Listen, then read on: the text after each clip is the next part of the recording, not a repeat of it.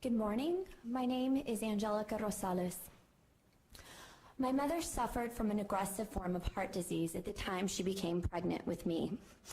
When the doctor gave my mother the news that she was expecting her fourth child at the age of 42, he said to her, "You're not seriously considering having another child. At your age and with your medical condition, the chances of carrying a normal, healthy baby to term are slim. It's not worth the risk." He then went on to say that if she carried, she ran the risk of losing her own life. My mother went home that afternoon in tears, thinking about how she was going to break the news to her family. The one person she thought she could count on the most for support, her own mother, said to her, "You're pregnant? How could you be so irresponsible?" I guess it doesn't matter how old you are. The response is always the same to an unplanned pregnancy. In spite of the doctor's professional opinion and advice from those around her, my mother chose to carry to term. A week before she was due, she was lying in bed and told my father, "Honey, I know that everything is going to be okay, but if you're faced with having to make a choice between me and this baby, I want you to have this baby." With tears in his eyes, my father said, "But I can't raise 3 children on my own." My mother calmly grabbed his hand and with a smile on her face said, "Honey, you're not going to be raising 3 children, you're going to be raising 4. It's going to be okay."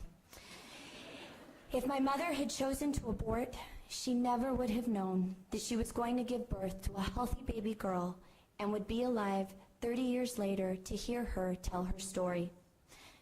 Though I knew the circumstances surrounding my mother's unplanned pregnancy, it wasn't until I was faced with a woman contemplating abortion as a volunteer at a pregnancy resource center that I felt that we have terribly failed women if the only choice we can offer women is abortion.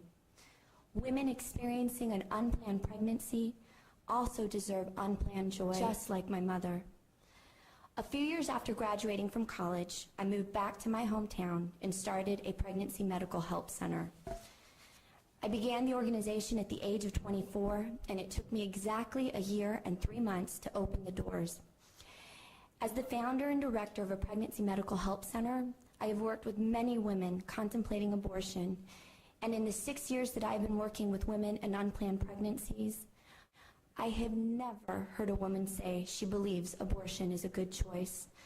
I have never heard a woman say she believes abortion is a healthy choice for her and her child. I have never heard a woman say she's happy that she can choose abortion as an option. I have heard, "I can't support a child right now." I have heard, "This wasn't part of my plan. I want to continue on with my education."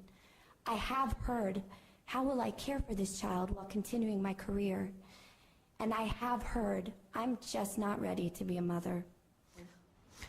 Why don't women have the resources, the educational opportunities, and the emotional support and job security available to pursue these goals so that they're not forced to make one of the hardest decisions they will have to face for the rest of their lives? When a woman says to me, "I have a right to choose," if a woman chooses to have an abortion because she has no other options, we have failed her. Does having only one option, the option of abortion, represent true choice for a woman? Most women do not have abortions as a matter of choice, but because they feel they have no resources to support a different option. A course decision is not a free choice, it's a last resort.